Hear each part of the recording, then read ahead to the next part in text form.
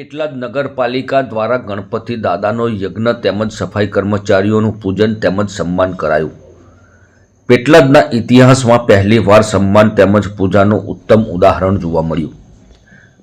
ગણપતિ મહોત્સવ અંતર્ગત પેટલાદ નગરમાં કોઈ પણ વિઘ્ન ના આવે, નગર ખુશહાલ રહે એવા હેતુથી પેટલાદ નગરપાલિકા તેમજ આણંદ જિલ્લા ભારતીય જનતા પાર્ટી સંગઠનના સંયુક્ત ઉપક્રમે જિલ્લા પ્રમુખ રાજેશભાઈ પટેલ, ધારાસભ્ય કમલેશભાઈ પટેલના સાનિધ્યમાં નગરપાલિકામાં 1000 મોદકના યાગ સાથે ગણેશ યજ્ઞનું આયોજન કરવામાં આવ્યું।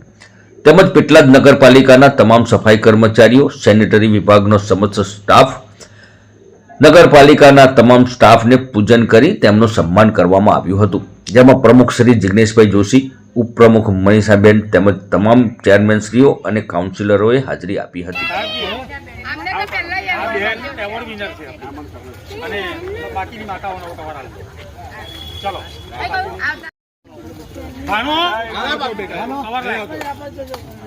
હવે ખાલી આમ કરતા સાહેબજી તરફથી બેન ભેટ છે, તમે જે નગરની સેવા કરો છો,